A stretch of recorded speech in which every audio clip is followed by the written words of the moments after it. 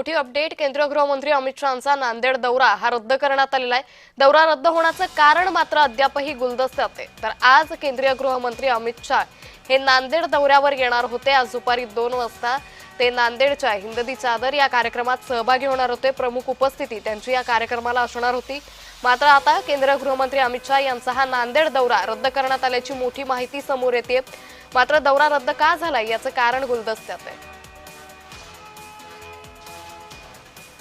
तर केंद्रीय गृहमंत्री अमित शहा यांचा दौरा काही तांत्रिक कारणांमुळे रद्द करण्यात आल्याची मोठी अपडेट ही सध्या समोर येते।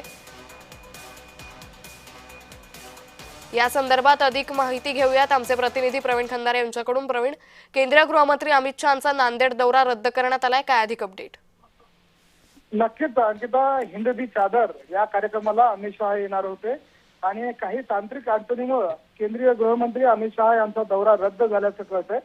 एकूणच पाहता नांदेडमध्ये जे आहे गुरु तेग बहादूर महाराज यांचा 350वा शहीदी समागमन कार्यक्रम आहे आणि या कार्यक्रमानिमित्त गृहमंत्री अमित शहा येणार होते आणि काही तांत्रिक कारणामुळे मात्र हा दौरा जो आहे तो रद्द करण्यात आलेला आहे। अंकिता, निश्चित प्रवीण, मात्र मुख्यमंत्री देवेंद्र फडणवीसही या कार्यक्रमासाठी उपस्थित राहणार होते। त्याचबरोबर भाजपचे काही महत्त्वाचे नेते या ठिकाणी येणार होते। त्यांच्या दौऱ्यासंदर्भातली काही माहिती?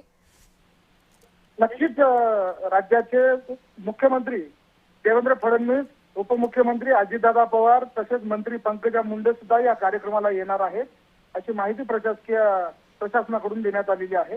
आणि हा कार्यक्रम जो आहे मोदी ग्राउंडवर या ठिकाणी होणार आहे। जी अंकिता, धन्यवाद प्रवीण आपण दिलेल्या सविस्तर माहितीसाठी। तर केंद्रीय गृहमंत्री अमित शहा यांचा नांदेड दौरा हा रद्द करण्यात आल्याची मोठी माहिती सध्या समोर येते।